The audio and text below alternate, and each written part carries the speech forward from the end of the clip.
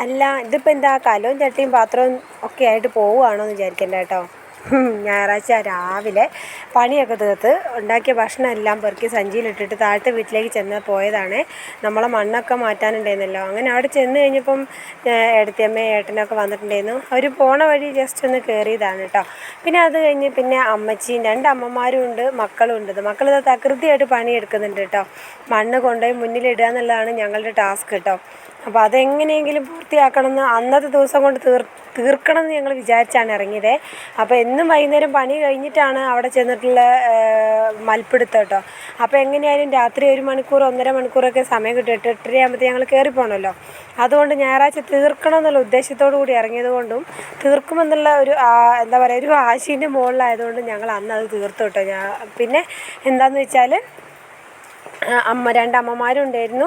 പിന്നെ ഞാനും മക്കളും ചേട്ടായി പിന്നെ കുറച്ച് നേരം രാവിലെ പണിക്ക് പോയിട്ടുണ്ടായിരുന്നു. അത് കഴിഞ്ഞിട്ട് പണി കഴിഞ്ഞതാണ് ഏട്ടനെത്തിയത് കേട്ടോ. അപ്പോൾ നമ്മൾ എന്ത് ചെയ്തെന്ന് വെച്ചാൽ ഒരു അർബാൻ അങ്ങ് വായ്പ എടുത്തു കേട്ടോ.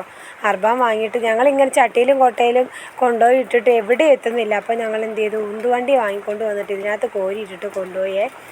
അപ്പോൾ കൊണ്ടുവന്നപ്പോൾ ഞങ്ങൾ ചോദിച്ചു, ഇത് നല്ല സുഖമാണ്, ഇതിലങ്ങ് കോരിയിട്ടങ്ങ് പോയാൽ മതിയെന്ന്. അത്ര സുഖമൊന്നുമില്ല കേട്ടോ. നമ്മൾ വിചാരിച്ച പോലെ ഒന്നും അത് മുന്നോട്ട് പോകില്ല. എന്തായാലും വേണ്ടില്ല, ഞങ്ങൾ ഒരു വിധത്തിൽ അത് തീർത്തു കേട്ടോ. പിന്നെ എന്താണെന്ന് വെച്ചാൽ ഉച്ചയായപ്പോഴത്തേക്ക് നമുക്ക് ചെറിയൊരു വീഡിയോ പിടിക്കാൻ വേണ്ടിയിട്ട് സുബി ചേച്ചീൻ്റെ അടുത്തേക്ക് ഞാൻ പോയി കേട്ടോ. ഞാനും ആദ്യക്കുട്ടനും അങ്ങോട്ട് പോയി. പിന്നെ 2 അമ്മമാരും ചേട്ടായും കൊടുവും മോനൂസും ഉണ്ടായിരുന്നല്ലോ കേട്ടോ. അപ്പോൾ ഇപ്പം നിലവിൽ നമ്മളെ വീടിൻ്റെ എന്താണെന്ന് വെച്ചാൽ തേപ്പ് ഒക്കെ ഏതാണ്ട് പകുതിയായി. മണ്ണൊക്കെ നമ്മൾ ഏകദേശം ഇട്ട് കഴിഞ്ഞു. ഇനി ബാക്കിയുള്ളതൊക്കെ പിന്നെ നമുക്കിപ്പം അതൊക്കെ കഴിഞ്ഞ് കഴിഞ്ഞപ്പോഴത്തേക്ക് നമ്മൾ ചോറ് വീട്ടിൽ നിന്ന് വെച്ച് കൊണ്ടുവന്നതായിരുന്നു. ചോറുണ്ടായിരുന്നു, മത്തി മുളക് ഇട്ടതുണ്ടായിരുന്നു, നല്ല വാഴയ്ക്കാത്തോരനുണ്ടായിരുന്നു, ചമ്മന്തി ഉണ്ടായിരുന്നു കേട്ടോ.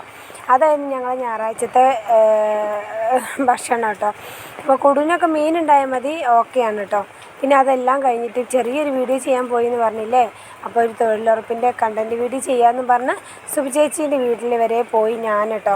പിന്നെ അതെല്ലാം കഴിഞ്ഞ് വന്നപ്പോഴത്തേക്കും അച്ഛനും മക്കളും കൂടി ബാക്കിയുള്ള കംപ്ലീറ്റ് മണ്ണും നിരത്തിയിട്ടുണ്ട്. പിന്നെ വീട്ടിൽ വന്നു കഴിഞ്ഞാൽ പിന്നെ നമുക്ക് മരുന്ന് ഗുളികയില്ലാത്ത ജീവിതമില്ലല്ലോ. അച്ചമ്മയ്ക്ക് മരുന്ന് വേണം. അപ്പോൾ അച്ചമ്മ മരുന്ന് കുടിക്കുകയായിരുന്നു കേട്ടോ. അപ്പോൾ ഞാൻ പറഞ്ഞു, അമ്മ ഈ ഗവൺമെൻറ് ആശുപത്രിയിലെ മരുന്ന് നമ്മളും ഒറ്റക്കെട്ടാണല്ലേ എന്ന് പറഞ്ഞ്.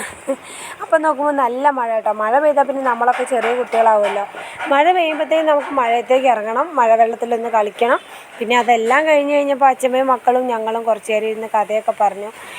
കഷ്ടപ്പാടും പ്രാരാബ്ദവും പാരാധീനവും പറഞ്ഞ് കുറച്ച് നേരമൊക്കെ ഇരുന്ന് കഴിയുമ്പോൾ ഒരു ആശ്വാസം, അത്ര തന്നെ. അങ്ങനെ എന്താണെങ്കിലും വേണ്ടില്ല കുറച്ച് നേരം വർത്താനം പറഞ്ഞു. അപ്പോഴത്തേക്കും കുടുവിന് മസാജ് ചെയ്ത് കൊടുക്കാനും പറഞ്ഞു. കുടു വന്നു കേട്ടോ.